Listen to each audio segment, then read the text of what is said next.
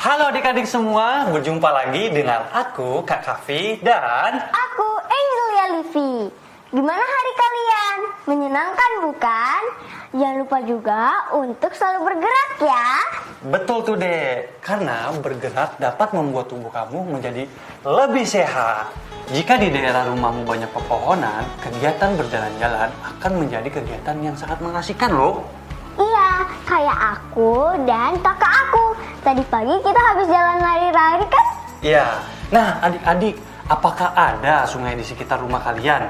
Dan apakah ada alat transportasinya untuk menyeberangi sungai itu? Di daerah kita ada sungai dan ada alat transportasinya untuk menyeberanginya. Tapi sekarang udah jarang sih. Nah, maka dari itu kita jalan-jalan yuk untuk melihat beberapa alat transportasi yang ada di sekitar rumah kita. Adik-adik, yuk ikut! Yuk. Tapi jangan lupa ya, siapkan buku latihan kalian. Saatnya kita berpetualang. Let's go! Lari! Kok lari duluan? Curang kamu, ikut!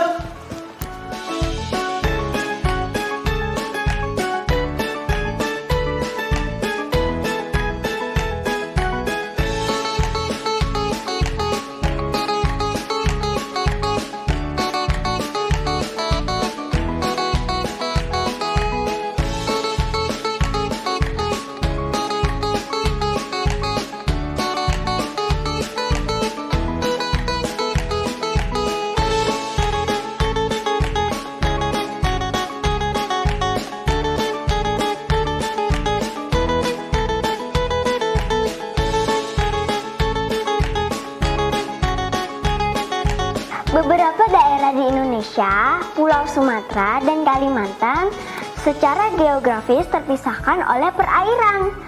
Masyarakat di sana memanfaatkan sungai tersebut sebagai sarana transportasi.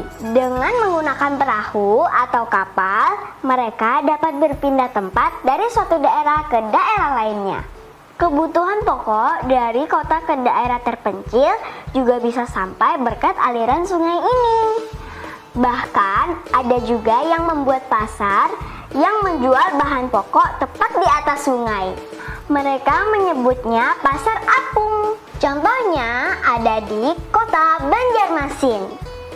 Pasar apungnya sangat terkenal loh. Seru banget kan teman-teman?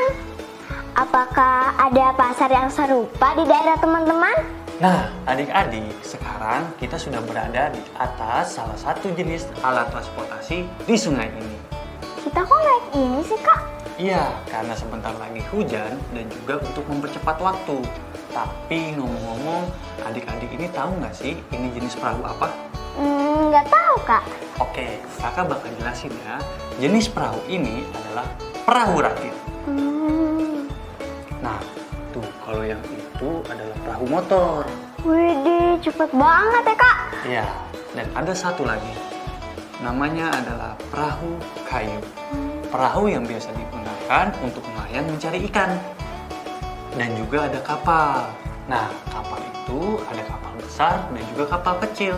Tergantung dari ukuran sungainya. Gitu. Tapi kita kenapa bisa mengapung ya kak?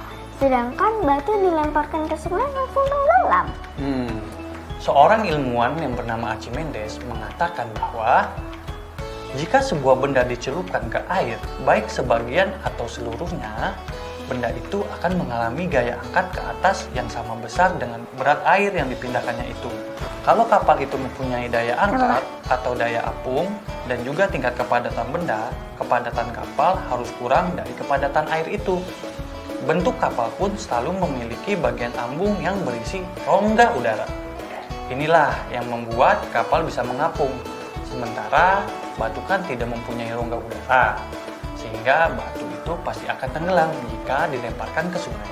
Oh, jadi intinya benda yang berat dan tidak ada rongga udaranya itu tidak bisa mengapung ya, Kak? Nah, betul tuh, Dek. Sekarang kakak mau tanya nih ya. Coba sebutkan pulau apa saja yang ada di Indonesia yang menggunakan sungai sebagai alat transportasi mereka. Coba ada ingat-ingat dulu ya, Kak. Ayo, kamu pasti ingat.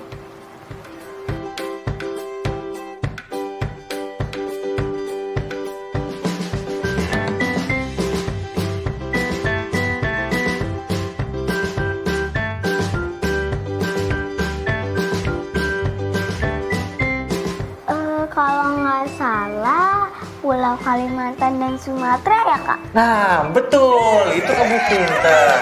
Nah, sekarang kakak mau tanya lagi. Coba kasih tahu kakak, apa itu fungsi kapal? Fungsi kapal sebagai alat transportasi dan mengantar makanan pokok dari kota ke daerah terpencil, Kak. Betul lagi. Nah, selanjutnya, mengapa perahu atau kapal itu tidak bisa tenggelam? Tetapi jika batu dilemparkan ke sungai, dia bisa tenggelam. Kalau itu ada masih inget, Kak. Perahu atau kapal kan mempunyai lambung yang berisi rongga udara, sedangkan batu tidak. Betul kamu. Yeay. Sekarang kakak punya tugas nih untuk adik dan juga adik-adik di rumah. Nah, hampir sebagian wilayah Indonesia mempunyai sungai yang besar dan kecil. Nah, bagaimana dengan di daerahmu? Tugasnya adalah adik-adik di rumah menuliskan tentang sungai yang sudah tidak dimanfaatkan lagi sebagai alat transportasinya. Ayo, adik-adik di rumah bisa menceritakan manfaat lain tentang sungai itu. Salin di buku latihan kalian masing-masing ya. Contoh pengantarnya bisa lihat di layar ya. Kamu bisa menuliskan kalimatmu sendiri. Selalu mengerjakan teman-teman, semangat ya! Adik juga ngerjain loh, jangan lupa ya.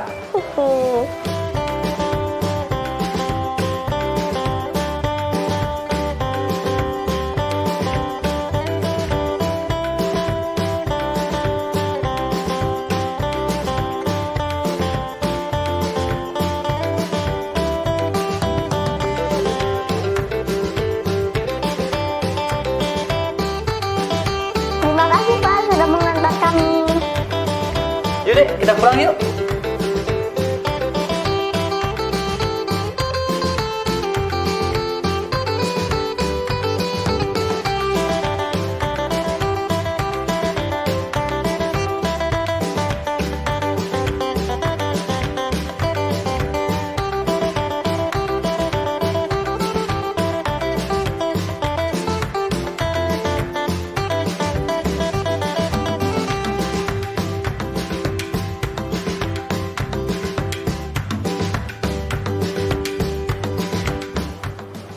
Ngapain sih, Dek?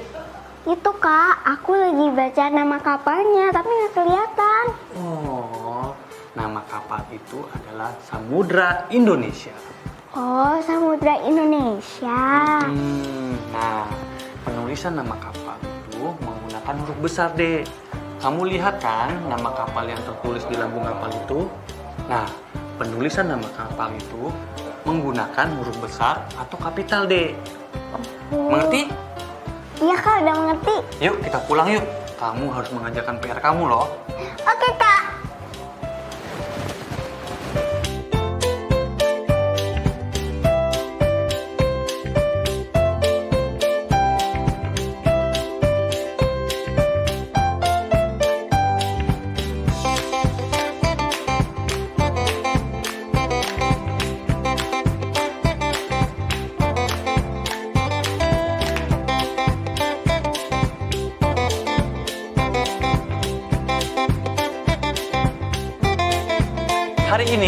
akan berlatih tentang bahasa ya adik-adik. Setelah mempelajari tentang huruf kapital, coba nih adik-adik perhatikan kotak yang ada di samping ini. Bagian mana sih yang harus kita perbaiki? Sudah siap adik-adik? Kakak akan beri waktu 15 detik untuk menjawab. Hitung mundur, akan kita mulai. Dan ayo salin jawabanmu di buku latihanmu ya. Nah, waktunya habis. Oke, kita masuk ke pertanyaan pertama ya. Kapal jong adalah kapal yang sangat besar dan dibuat menggunakan kayu jati dan atau kayu besi. Nah, kira-kira apa nih yang harus diperbaiki adik-adik? Yap, betul.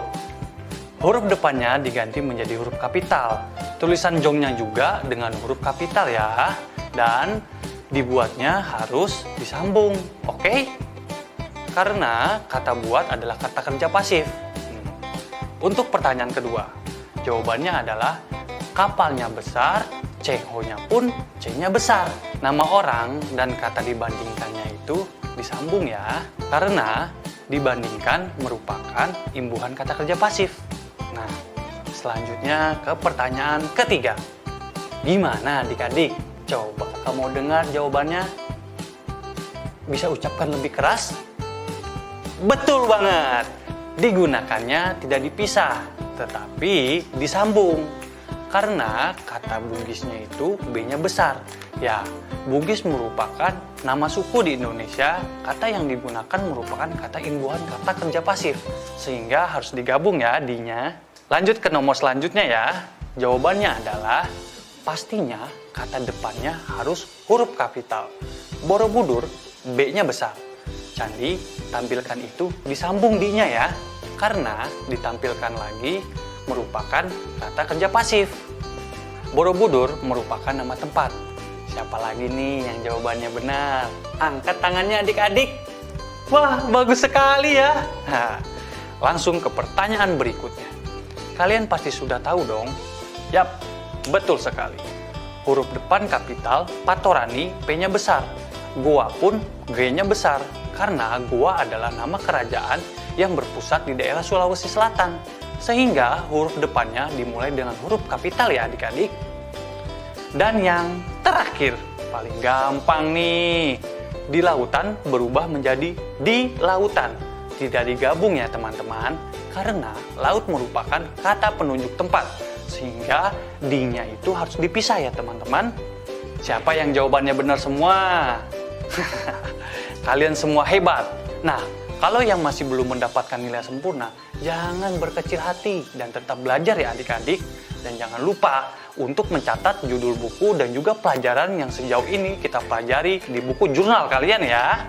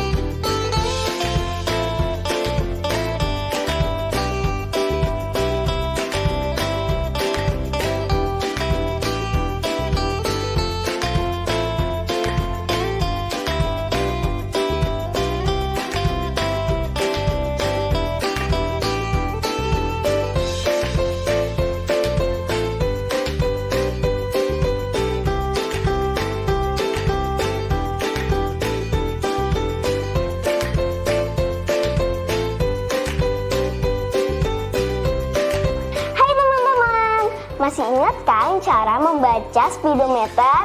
Aku mau belajar mereview ulang lagi nih dengan kalian. Coba perhatikan gambar speedometer di sebelah aku ya. Kalau seperti ini, kira-kira jawabannya berapa kilometer per jam ya? Coba teman-teman perhatikan jarum berhenti di garis yang mana. Kita bisa belajar untuk mengestimasi angka-angka garis speedometernya. Berhenti bukan di garis yang ada angkanya. Kita lihat lebih detail lagi ya. Jarum berada patas di tengah 0 dan 20, sehingga jawabannya adalah 10. Coba pada gambar yang kedua ini. Jarum berada di antara angka 140 sampai 180. Tapi kita lihat lagi lebih detailnya ya teman-teman. Nah, kalau kita lihat tadi di sini jarumnya ada di antara 140 dan 150. Persis di tengahnya. Ayo teman-teman tulis jawabannya. Sekarang ya, aku berikan waktu 3 detik. Dimulai dari sekarang. 1, 2, 3. Oke, kita cocokkan ya jawabannya. Jawaban yang benar adalah 145.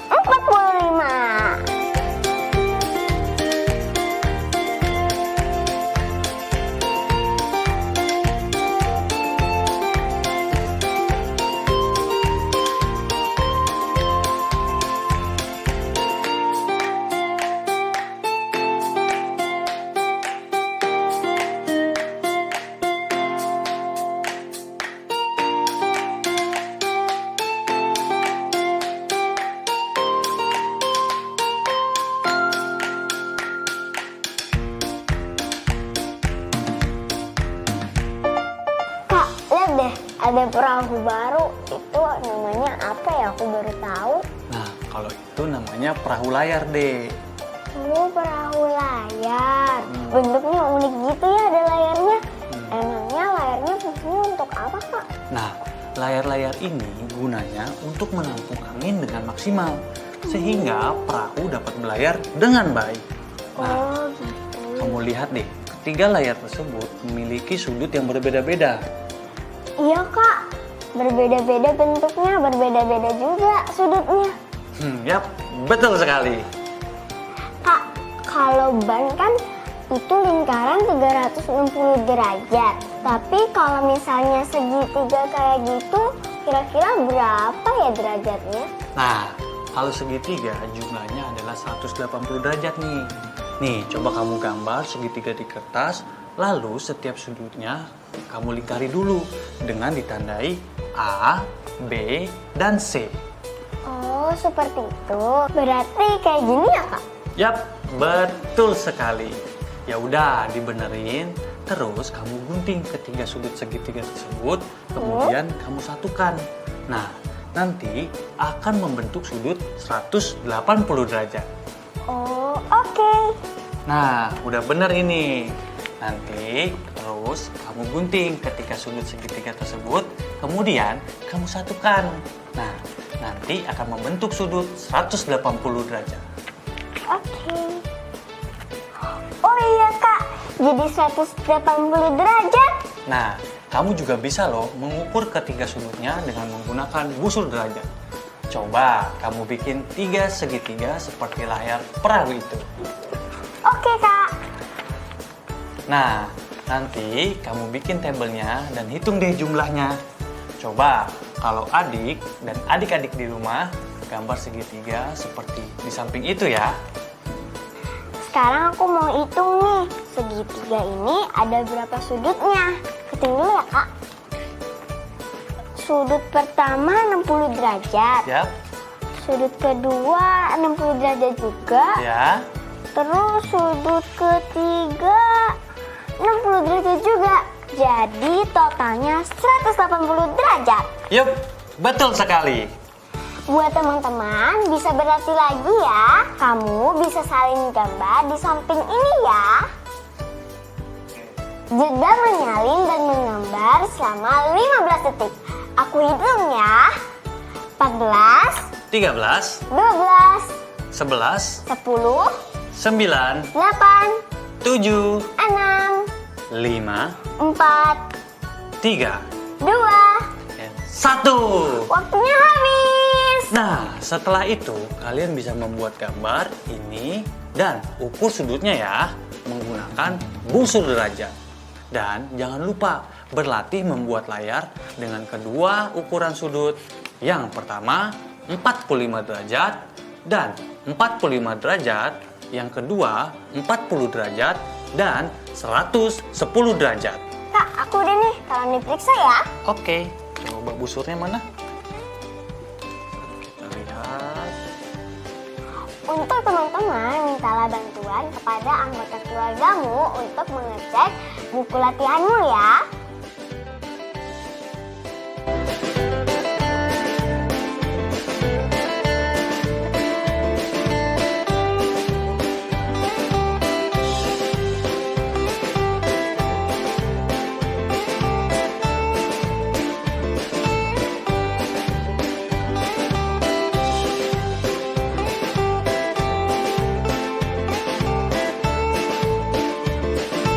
Teman-teman, jangan lupa ya untuk menuliskan apa yang sudah kita pelajari hari ini.